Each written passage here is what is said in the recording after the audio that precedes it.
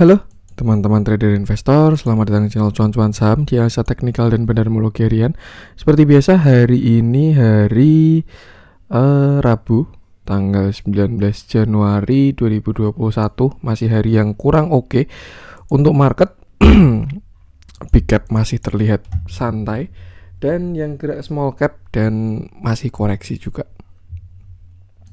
Seperti biasa, nanti kita akan menganalisa IHSG dan juga beberapa saham pilihan yang oke-oke. Sebelumnya, buat teman-teman yang kasih tips support atau donasi untuk cuan-cuan saham bisa, saya tinggal klik link Social Base di deskripsi. Nah, teman-teman bisa kasih tips support atau donasi untuk cuan-cuan saham dan juga pesan pribadi untuk saya. Terus buat teman-teman yang ada pertanyaan ketik atau saran, silakan sampaikan aja, bisa via DM Instagram atau komen YouTube. Dan insya Allah setiap pertanyaan teman-teman pasti akan saya jawab kalau saya sudah ada waktu. Terus juga jangan lupa support terus channel cuan-cuan saham dengan cara like, comment, share, dan subscribe. Karena support teman-teman itu gratis, tinggal klik-klik aja. Tapi itu sangat berarti buat konten kreator seperti saya ini. Jangan lupa juga nyalain notifikasinya, karena ada konten setiap hari di cuan-cuan saham. Jadi sampai Jumat analisa harian, dan Sabtu dan Minggu konten spesial. Stay tune juga buat teman-teman yang mau join grup Februari. Ini segera nanti akan saya buka untuk infonya. Yang jelas stay tune aja. Saya juga mengingatkan juga berhati-hati dalam bertransaksi, karena kemarin ada penipuan yang mengatasnamakan cuan-cuan saham. Yang jelas kalau misalkan mau transaksi dengan cuan-cuan saham, which is itu adalah pendaftaran grup ya, rekeningnya hanya satu atas nama Adi Kurniawan. Selain itu dipastikan adalah penipuan. Jadi kalau misalkan mau bertransaksi dengan cuan-cuan saham, dipastikan rekeningnya atas nama Adi Kurniawan dulu. Seperti itu. Kalau transaksinya atas nama cuan-cuan saham tapi rekeningnya selain itu tadi, nah itu berarti bukan cuan-cuan saham. Oke, langsung aja seperti biasa kita akan ke transaksi.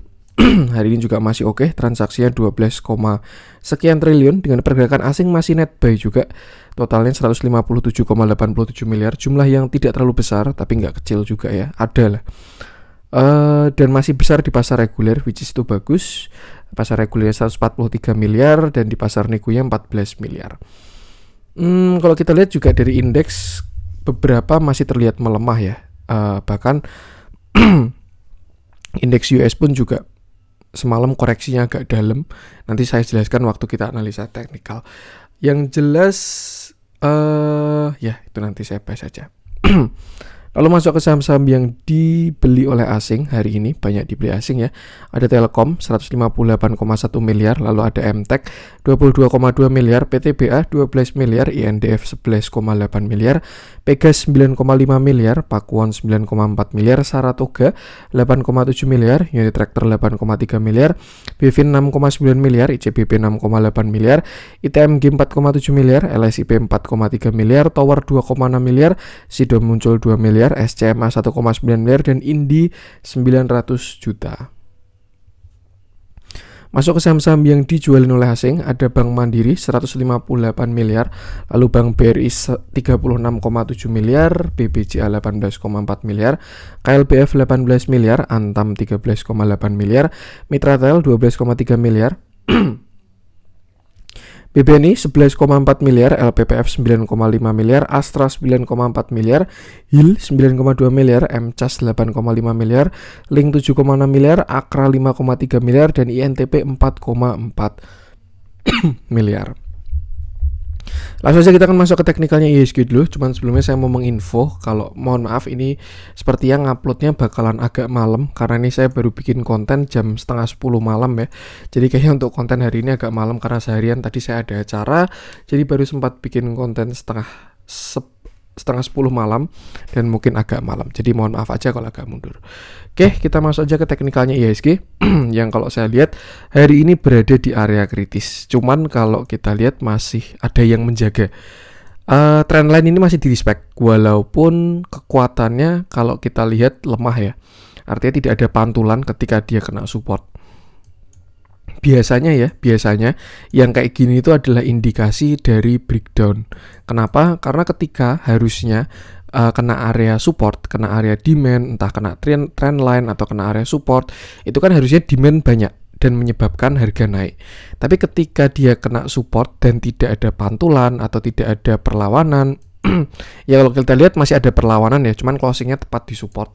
Itu biasanya indikasi kalau demand tuh semakin berkurang di situ. Jadi ada potensi bisa breakdown. Cuman ya bisa juga dia rebound. Yang jelas kita harus tunggu konfirmasinya.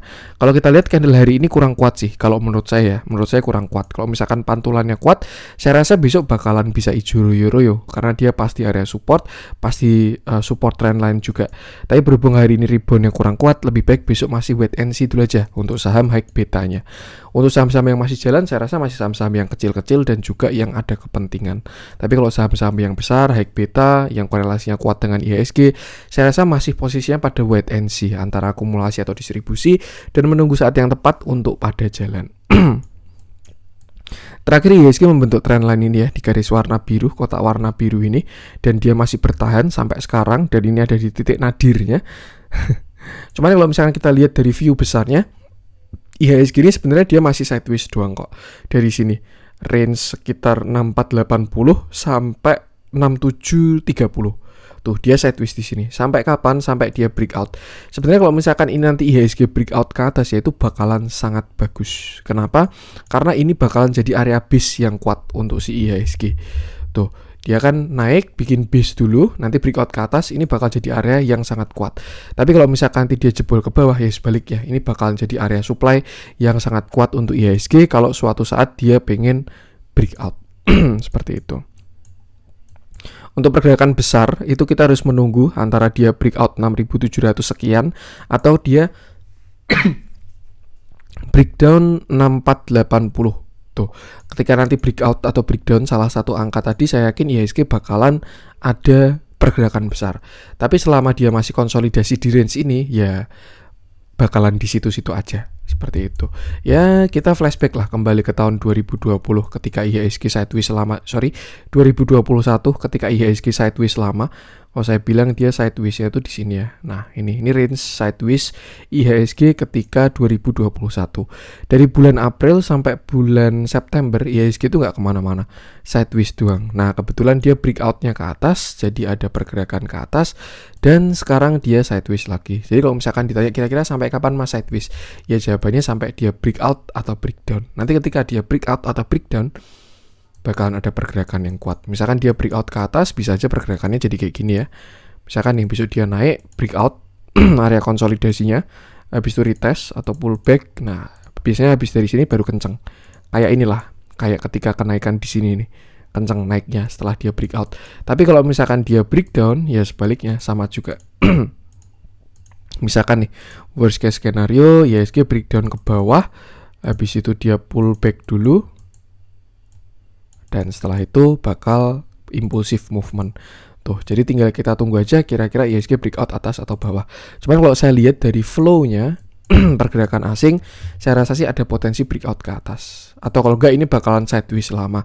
Kenapa? Karena kalau nggak tahu ya, ini opini pribadi dari saya mantau market, yang flow-nya sekarang oke itu baru yang konsisten dan oke ya, baru Big Bang doang.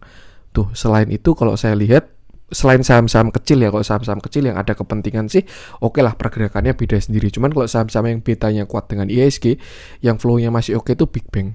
Tuh. Dan kalau yang agak menarik, komoditas. Tapi kalau misalkan selain dua itu kayaknya masih bakal berjuang konsolidasi dan lain sebagainya. Itu menurut saya pribadi. Teman-teman kalau misalkan ada pendapat dan mau sharing, bisa juga sharing-sharing di kolom komentar. Jadi apa ya, terbuka buat sharing-sharing juga, dan insya Allah pasti saya jawab juga kalau ada pertanyaan dari teman-teman. Seperti itu. Itu tadi untuk pergerakan besar, tapi untuk pergerakan kecil ini kita tepat ada di support. Jadi saya pun juga berharap besok dia rebound. Tapi kalau misalkan besok dia jebol, ya mungkin kita bakal ke sini sekitar 65-30-an support bawahnya. Ini ya, ini kan dia support. Kalau misalkan dia rebound, bisa aja besok dia naik, uji resisten all time high lagi. Tapi kalau misalkan bisa breakdown, mungkin kayak gini, turun, terus habis itu pullback, baru habis itu turun. Nah, kayak gini. Atau kalau enggak, besok langsung ke sini, terus habis itu baru pullback ke atas, terus baru habis itu turun lagi. Tuh, itu kalau skenario jeleknya. Tinggal kita batasi resiko aja. Untuk sekarang area krusialnya ada di sekitar 6530. di sini ya, di kotak warna pink ini sekitar 6580 sampai 6590. Selama IHSG belum closing di bawah itu masih oke. Tapi kalau misalkan dia closing di bawah itu lebih baik berhati-hati. Tuh, batasi resiko dulu aja. Kalau untuk resist ya hari ini sepertinya sudah memvalidasi kalau 6600 sudah jadi resisten lagi. Jadi ya terdekat 6600, nextnya ada di sekitar 6630-an. Seperti itu, batasi resiko aja. Kita lihat ke indikator MACD-nya baru dead cross lagi. Jadi ada potensi dia bisa turun. RSI-nya juga sama ya. Jadi kayaknya mau koreksi dulu. Kayaknya. Mungkin ini juga bertepatan sama momentum FOMC atau agendanya The Fed ya. Itu kan yang digadang-gadang kalau tahun ini, tahun depan bakal peningkatan suku bunga, menarik semua kemarin stimulus-stimulus ekonomi yang terjadi di tahun 2020, 2021 disebabkan pandemi ya. Itu kan kemarin kan US cetak uangnya besar banget, jadi menyebabkan inflasinya tinggi.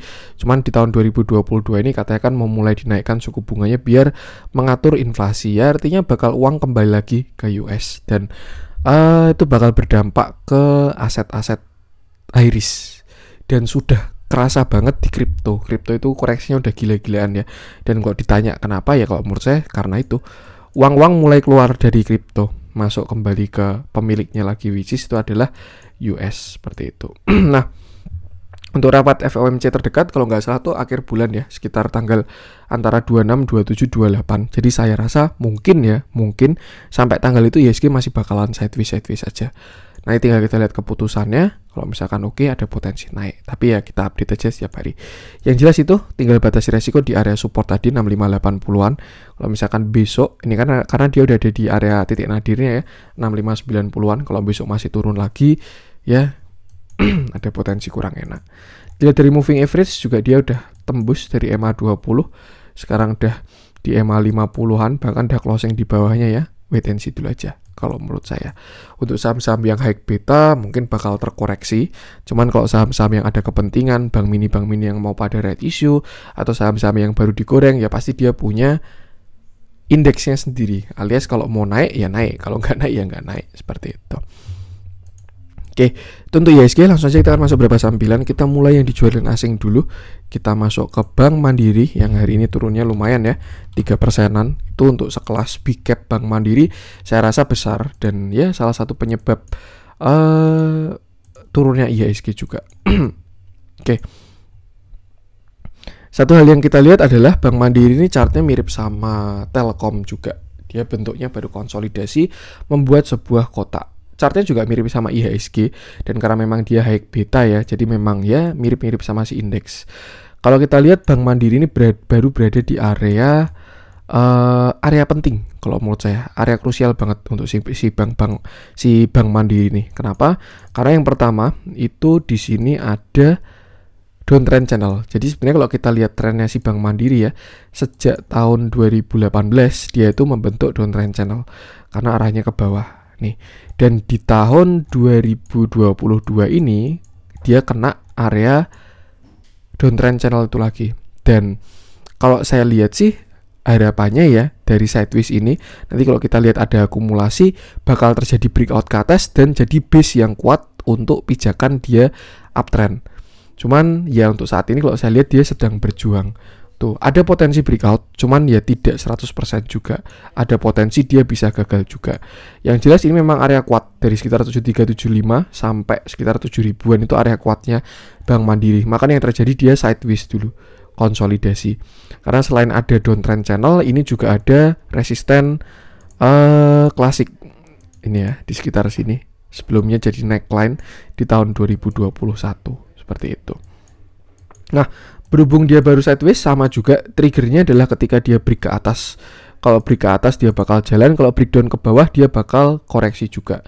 Nah, untuk angka kuncinya Bank Mandiri itu ada di sini 7325 sampai 7350 atau kita buletin 7300 sampai 7400 untuk area resistennya si Bank Mandiri. Sedangkan untuk area support ini agak lebar ya. Di sini ada support 7000, itu ada support klasik, support psikologis juga. Cuman kalau kita tarik area konsolidasinya sampai 6875. Kalau misalkan nanti Bank Mandiri akhirnya hasilnya break ke atas, itu bakalan oke banget. Tapi kalau ternyata dia nanti jebol ke bawah, ya ada potensi dia bisa ke area kuatnya lagi. seperti itu. Kita lihat dalamnya hari ini flow-nya kurang enak ya, disertai distribusi asing. Hari ini juga terjadi big distribusi. Cuman kalau kita bandingin ketika dia sideways, itu flow-nya sebenarnya lebih bagus kok, bandar movement-nya itu. Jadi saya rasa masih oke. Tinggal batasi di trigger-trigger tadi aja. Kalau dia jebol ke bawah, ya bersiap bisa koreksi juga si Bank Mandiri ini. Tapi kalau breaknya ke atas itu bakalan bagus. Untuk strategi buy-nya bisa buy sebelum breakout kalau teman-teman mau ngikutin konsolidasinya ya. Atau kalau teman-teman nggak suka menunggu, tunggu dia break dulu. Kalau break ke atas nanti waktu pullback beli baru ikutin impulsif movementnya seperti itu. Yang jelas sama, batasi resiko aja, gunakan angka-angka support tadi. Itu untuk Bank Mandiri. Lanjut coba kita cek Antam. Sebenarnya view-nya masih sama ya, ketika saya bilang dia breakdown lalu koreksi masih sama untuk si Antam ini. Cuman ya nggak apa-apa lah kita ulas. Siapa tahu masih banyak yang bertanya-tanya atau nyangkut di dalam Antam ya. Oke. Hari ini Antam turun lagi 3,09% dengan volume yang masih besar dan membesar juga dari kemarin ya. Yang kita lihat juga Antam sudah jebol dari area kuatnya, cuman masih bertahan di support minor kalau saya bilang ya. Ini saya rasa potensinya besar besok untuk dijebol. Jadi ya saya rasa masih bakalan turun, saya rasa. Tapi ya besok kita lihat juga di marketnya. Terakhir Antam ini kan sideways juga. Dia dari tahun 2021 Februari sideways sampai kemarin 5 Januari itu membentuk sebuah pattern simetrikan triangle. Dan ternyata sayang banget dia breakdownnya ke bawah. Padahal nikelnya naik terus, komoditas-komoditasnya dia naik terus. Cuman kalau yang banyak diomongin sih kepentok sama apa ya namanya, regulasi pemerintah lah, pajak nikel itu. Makanya ya dia bentuknya jadi kayak gini.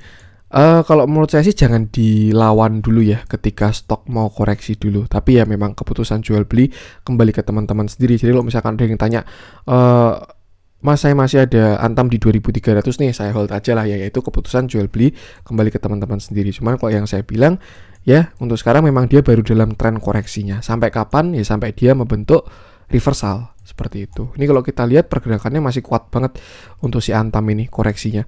Kalau misalkan kemarin dia breakoutnya ke atas ya, itu saya yakin all eyes on Antam lagi dah. Kembali ke tahun-tahun masa kejayaan Antam 2020. Kalau dia breakout ke atas itu bakalan cakep banget. Tapi sayangnya dia breakdown ke bawah. Ya itulah, market always right. Jadi ya yang bisa kita lakukan adalah mengatur portofolio kita sendiri. Nah, untuk area yang cukup kuat mungkin Antam ini bisa aja ya dia mau nutup gap di sini. Kalau kita lihat kan kemarin ada gap di sini nih. Ini high-nya 1565, lalu ini low-nya 1590. Jadi ada gap yang cukup besar dan saya rasa berpotensi bisa ketutup juga. Lalu di sini juga ada gap juga. Nah, kita tandain dulu aja ya gap-gapnya Antam. Siapa tahu ini Antam mau bayar utang, menutup gap-gap di bawah. Nah, ini sama ini juga ada gap juga. Nah, kita naikin dikit dah ini dah. Nah, gini. Oke, ini ada beberapa gapnya Antam. Barangkali dia mau ditutupin semua, ya bisa juga. Lalu gimana Mas, nikel naik terus ini? Nah, mungkin ini mulai proxy nikel kembali ke Inco doang ya, sama Harum. Cuman untuk Antam, saya rasa ya ini chartnya baru kayak gini. Jadi walaupun katalisnya bagus, kalau chartnya berkata tidak bagus ya, dia bakalan koreksi dulu. Itu sih pentingnya technical analysis. Jadi ya batasi resiko aja. Untuk support sekarang di area 1725, kelihatan hari ini juga ada pantulan dan closing di sana. Cuman saya rasa ini support lemah, dan untuk next support yang cukup kuat ada di sini 1600-an sampai 1565 itu nutup gap. Cuman ya kalau dia jebol lagi sebenarnya ya, kalau area cukup kuatnya Antam tuh di sini 1280. Dan apakah dia mau dibawa sampai ke sana nggak ada yang tahu juga. Seperti itu. Jadi ya nanti tinggal kita lihat aja potensinya kira-kira seperti apa. Yang jelas sekarang masih kuat penurunannya. Dan nah ini mungkin harapannya di sini ya. Kita lihat RSI sudah mulai masuk area oversold. Jadi mungkin dia bisa mulai ada pantulan-pantulan, atau kalau turun juga bisa membentuk divergent. Cuma untuk sekarang lebih baik wait and see dulu aja karena pergerakannya masih kuat. Seperti itu. Untuk supportnya tadi area-area sudah saya sebutkan. Dilihat dalamnya juga sangat tidak enak. Akhir-akhir ini distribusinya masif, dan waktu impulsif movement pun juga disertai dengan distribusi ya. Ini kalau misalkan kita pakai Dow teori ya mungkin ini sudah saatnya. Jadi kan kalau salah satu teorinya Dow itu kan major trend atau tren besar itu kan ada 3 fase akumulasi, fase public partisipasi atau impulsive movement, sama fase distribusi. Nah, kalau saya bilang sih ya mungkin di sini fase akumulasinya si Antam ya. Di sini dia diakumulasi kotak ini. Lalu ini adalah fase impulsive movement atau public participation. Berita-berita semua ngomongin Antam dan lain sebagainya. Akhirnya harga ditarik ke atas sampai kemarin menyentuh 3.300-an. Lalu setelah itu dia sideways. Sidewaysnya cuman sayangnya distribusi ya, bukan reakumulasi. Jadi dia sideways distribusi, dan ketika breakdown ya sekarang baru public participation lagi atau markdown. Tuh sampai mana? Nah, nggak tahu juga saya sampai mana. Yang jelas untuk sementara support-supportnya itu tadi yang udah saya sebutkan. Tinggal kita lihat dia mantul di mana. Saran saya kalau misalkan teman-teman belum punya barang ya, jangan nadah saham kayak gini. Tuh, ini kan dia kan penurunannya kuat banget ya. Jadi jangan ditadah. Kalau misalkan tadi saya sebut 1.600 support, kalau teman-teman nekat ya harus disiplin gitu. Cuman kalau misalkan lebih baik jangan nadah sih. Tunggu dia konsolidasi dulu, nanti kalau bikin reversal baru masuk, seperti itu. Ini juga dalamnya hari ini pun juga kurang oke. Untuk Antam, lanjut coba kita cek Akra. Hari ini tuh minyak-minyakan pada naik ya. Kalau kita lihat ada Medco, ada Elsa, karena memang komoditas minyaknya juga pada naik. Cuman ini si Akra malah turun hari ini. Jadi coba kita bahas setelah dia stock split ya. Oke, ini kurang enak juga view-nya kalau menurut saya untuk si Akra ya. Hari ini Akra turun 3,09% dengan volume yang kecil sih kalau saya bilang kayak gini volumenya. Jadi oke lah. Karena dia juga breakdown dari area krusial. Ini kan supportnya di sini ya, sekitar 790. Dia breakdown tapi volumenya kecil doang. Ini saya rasa masih ada harapan sih kalau menurut saya untuk jadi false breakdown. Cuman kalau memang ini valid dari breakdownnya si Akra ini, teman-teman berhati-hatilah karena dia ada potensi yang kurang enak kalau untuk si Akra. Tuh, walaupun minyaknya naik ya, kalau TA-nya kurang bagus ya bisa aja dia mau dibikin turun seperti itu. Ini ada potensi bikin inverted cup handle dengan targetnya bisa lumayan dalam. Karena kemarin waktu Akra digas, itu kan dia juga digasnya gara-gara mau stock split ya. Jadi dia naik dari harga sini 600 sampai ke harga 900-an. Sedangkan yang lain nggak ngikutin Medco sama Elsa. Artinya itu bukan katalis indeks atau katalis sektor, cuman itu lebih ke kepentingan emiten lah. Dia mau stock split, akhirnya harga ditarik. Nah sekarang dia mungkin kembali masuk ke indeksnya, ke deket-deket temennya, menyamakan chart lagi bisa juga seperti itu. Yang jelas intinya itu batasi resiko aja. Karena kalau menurut saya pun Akra ini sudah jebol support krusial dan closingnya pun sudah di bawah. Cuman memang volumenya kecil, itu aja sih untuk apa ya penenangnya. Tapi ya kalau memang ini nanti jebol ya bisa dalam. Jadi lebih baik batasi resikonya seperti itu. Karena udah closingnya kurang enak juga untuk si Akra ini. Kalau view bagus mungkin bisa aja ya. Mungkin nih dia mau bikin flag gitu bisa juga. Nah, misalkan kayak gini. Ini kan belum jebol. Tuh, harapannya misalkan kayak gitu. Atau misalkan tarikannya dari sini bisa juga. Nah, mungkin lebih rapi ini ya. Kalau mau bikin flag. Nah, ini kan bisa jadi bullish flag ya. Bisa aja. Cuman kalau memang karena volumenya kecil sih, jadi mungkin bisa aja view-nya kayak gini. Dia kena bullish flag bawah, terus baru mantul ke atas gitu, bisa ngikutin LQ45. Tuh. Lihat dalamnya hari ini juga kurang enak ya, terjadi big distribusi. Akhir-akhir ini distribusinya lebih masif daripada akumulasinya. Dia juga sudah dead cross moving average-nya, jadi agak kurang enak sih untuk Akra. Batasi resiko dulu aja kalau menurut saya. Itu untuk Akra. Lanjut coba kita cek yang dibeli oleh asing hari ini. Kita coba cek MTech. Nah ini kayaknya sudah kita lihat dulu deh analisa deh. Oke, akhirnya MTech kena 1850 ya, sama kayak waktu saya bikin view di sini ketika dia ARB hari di sini ya. Di 13 Januari di ARB saya bilang ada potensi ke 0,618 dan hari ini sudah kena untuk si MTech ini. Jadi valid ini adalah dead cat bounce pada tanggal 14 Januari ya. Karena memang kemarin waktu dia 13 Januari jebol dari trend line itu sudah kurang oke untuk si MTech. Tuh, jadi ketika ada hijau itu sebenarnya adalah kesempatan untuk exit. Jadi dijemput tanggal 4 Januari dan ya akhirnya dia turun lagi. Lalu sekarang gimana Mas? Nah, hari ini MTEK masih turun, cuman sudah berkurang kekuatannya. Kalau kemarin turunnya 6%, 6%, 5%, hari ini turunnya cuma 2% doang. Dan terlihat dia sudah berhenti di support. Ini kan indikasi yang bagus. Artinya ini di respect. Jadi supportnya si MTEK. Ada demand di sana atau setidaknya tekanan jualnya semakin melemah. Tuh, tapi ya volumenya masih lumayan ya. Nah, untuk sekarang MTEK mungkin kalau memang dia mau reversal bisa melandai dulu ke samping. Karena ini pergerakannya kuat ya. Jadi lebih baik hati-hati juga sama. Tuh, kalau memang dia nanti mau bikin cup handle, misalkan ini cup, lalu ini dia mau bikin handle, biarkan dia ke samping dulu aja. Konsolidasi, membentuk base yang kuat, akumulasi lagi. Nah, nanti baru entry di sana. Seperti itu. Kalau untuk sekarang saya rasa masih spek buy sih. Kalau teman-teman pengen masuk ya, karena dia di support. Misalkan teman-teman pengen masuk, ini kan area support 0,618, 1885 sampai 1850. Teman-teman misalkan masuk di situ, lalu pasang stop loss di bawah 1820 gitu bisa juga trading plan-nya. Siapa tahu besok dia langsung rebound ke atas kan bisa juga. Tapi kalau mau lebih aman ya tunggu dia sideways dulu aja. Tinggal disesuaikan dengan strategi masing-masing seperti itu. Kalau saya sih kalau pergerakannya baru kuat kayak gini ya, lebih baik tunggu ke samping dulu aja.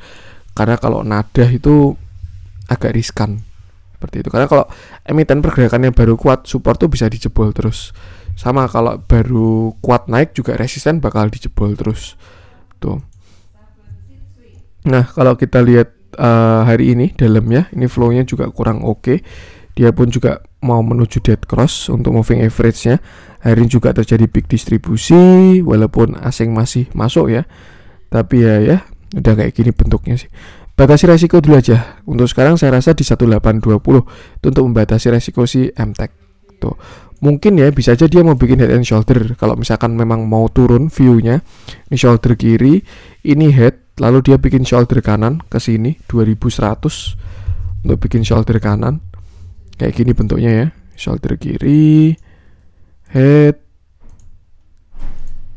lalu ini mau bikin shoulder kanan, baru akhirnya koreksi gitu bisa. Itu kalau view jeleknya. Tapi kalau view bagusnya bisa aja dia mau bikin cup handle. Kalau memang dia mau naik ya. Untuk si MTEK ini adalah cup. Lalu ini calon dia bikin handle di 0,618. Tuh, ini bisa juga. Tinggal kita lihat dulu aja konfirmasinya kira-kira nanti seperti apa. Jadi lebih baik lihat-lihat dulu. Cuman kalau dilihat dari dalamnya sih, ya akumulasinya masih lebih banyak daripada distribusi. Tapi ya ini agak susah sih kalau menurut saya keadaan kayak gini. TA-nya masih 50-50, cuman flow-nya masih bagus.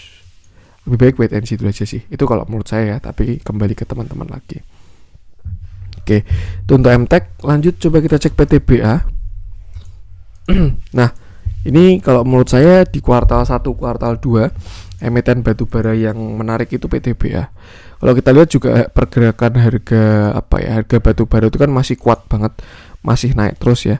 Dan kalau misalkan kemarin Q3 kuartal 3 yang batubara bagus itu ITMG. Kenapa? Karena ITMG bagi dividen di sana kuartal 3 menuju kuartal 4. Kalau kuartal 4 yang bagus itu Adaro. Kenapa? Karena Adaro bagi dividen di sana. Setidaknya ada kepentingan lah itu emiten tuh. Nah, ketambahan kemarin juga kuartal 4-nya Adaro itu gila-gilaan. Ada dividen, ada buyback, ada grup Saratoga, terus ada IPO anak perusahaan. Makanya dia bisa menuju ke targetnya untuk si Adaro itu. Cuman yang lain bentuknya masih sama. Nah, di kuartal 1, kuartal 2 kalau nggak salah kan PTBA bagi dividennya di bulan keempat ya, Januari, Februari, Maret, April. Di bulan April tuh biasanya PTBA bagi dividen April, Mei, Juni, antara 3 bulan itu. Artinya kalau menurut saya untuk Q1 ini yang ada kepentingan adalah si PTBA. Tuh, itu kalau menurut saya. Dan kalau kita lihat dari chartnya juga sudah cukup menarik untuk si PTBA ini, karena dia kemarin sudah breakout dari koreksinya. Nah, di sini kan dia koreksi, lalu sudah berhasil break. Ini ya, dia bikin bullish flag. Lalu sudah berhasil break, tinggal menunggu impulsive movement aja sih ini harusnya. Biasanya yang kayak gini tinggal menunggu waktu aja. Tuh. karena marketnya masih wait and see, jadinya walaupun dia udah breakout tapi masih menunggu. Kalau kita lihat juga beberapa big cap bentuknya kayak gini kok, udah pada breakout tapi belum pada jalan karena memang marketnya masih wait and see, tunggu-tunggu seperti itu.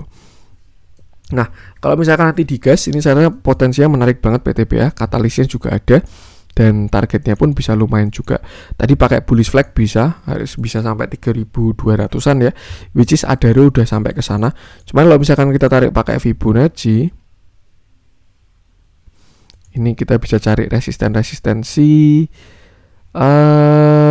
PTBA. Nah, ini ya. Saat ini dia juga sedang berjuang di resisten kuatnya, itu adalah 0,618 di area 2820 sampai 2810.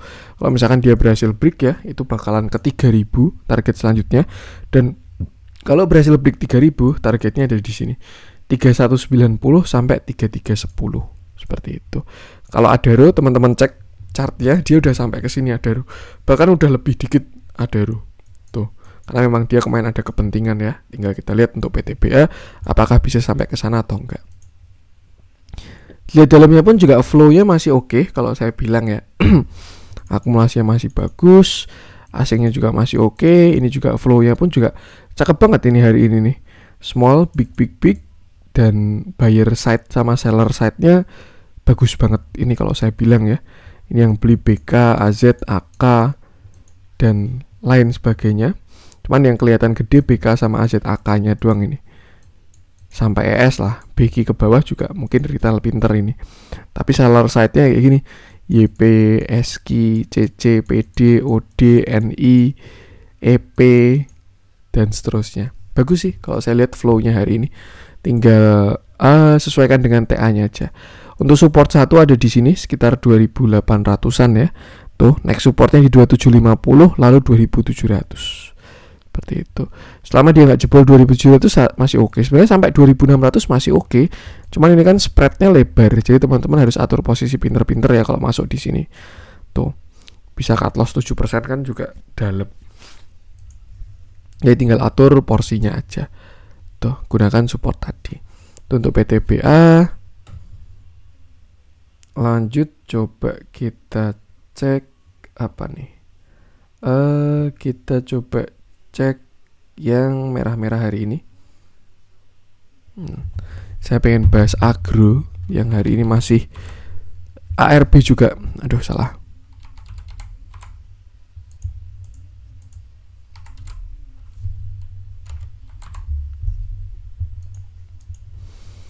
Oke, valid dead cat bounce kemarin, dan ini saya rasa bakal impulsive movement. Hari ini agro turun, ARB lagi 6,92% dengan volume yang masih besar juga.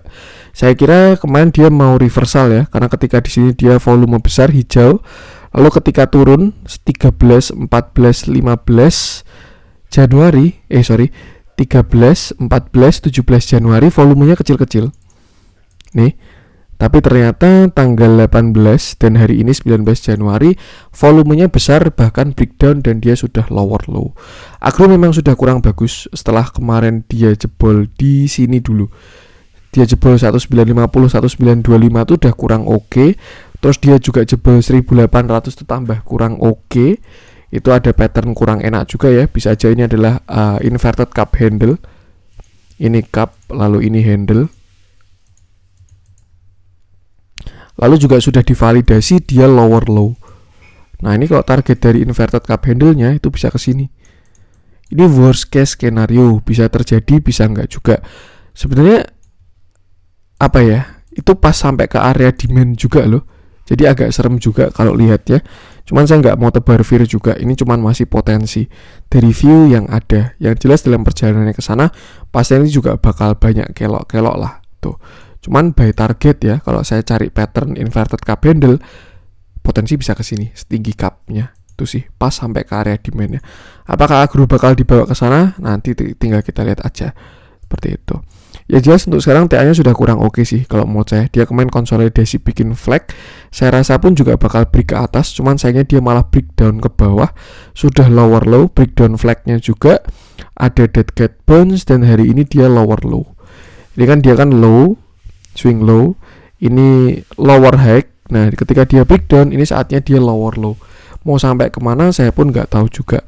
Next supportnya untuk si agro itu ada di sini. Nah, ini area yang cukup kuatnya di sini. Tuh. Ada di sekitar 1130. Ini area-area kuatnya si agro ya. Cuman kalau di pertengahan jalan ya mungkin ada support-support minor juga. Kayak di sini kalau kita lihat kan ada pantulan juga ya. Ini area sini, ini ada support minor sekitar 1255. Yang jelas sama, ketika pergerakannya baru kuat jangan nadah dulu. Kalau keburu nyangkut ya itu saya rasa harus, kalau teman-teman udah posisi nyangkut ya teman-teman harus atur porsi sih. Atur posisi lah, maksudnya kalau didemin doang siapa tahu dia ke targetnya beneran ke 750, nggak ada yang tahu kan. Cuman itu juga masih potensi ya, semua bisa hit bisa nggak juga.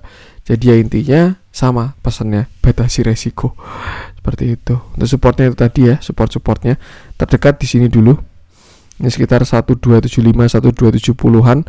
Lalu next di sini 1150 sampai 1050, dan kalau jebol lagi ya di sini 780 tuh. Tapi ya nggak tahu juga dia bisa sampai kemana. Dia dalamnya juga hari ini masih kurang oke untuk big distribusinya. Terus sih ini juga PD-nya juga bukan PD retail, ini dari bentuk-bentuknya ini. Seller buyer side-nya juga terlihat retail, NI, YP, SK, OD.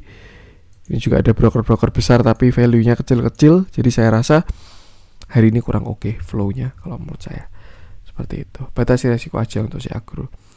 Untuk agro lanjut coba kita cek apa nih? Kita coba cek BBYB deh.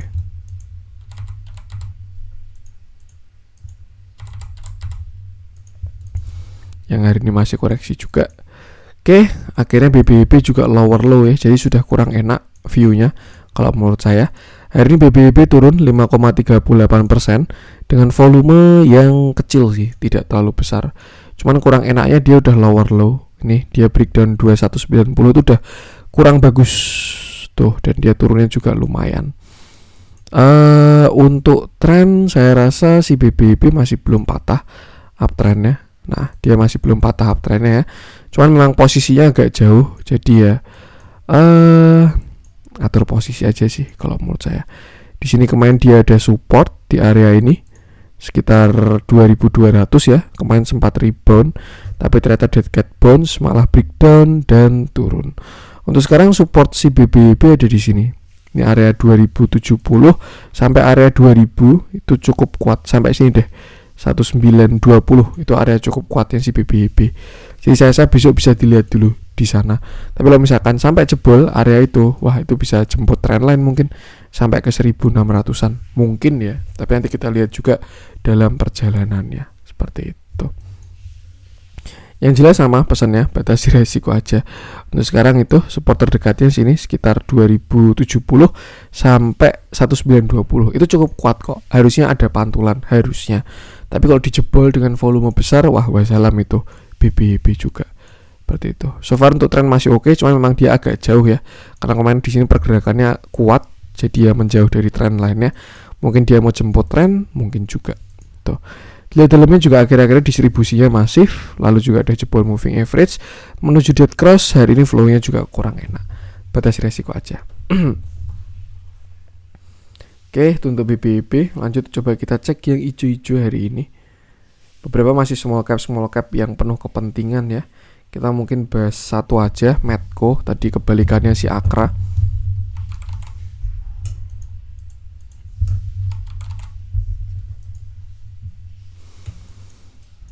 Kok malah buka Akra.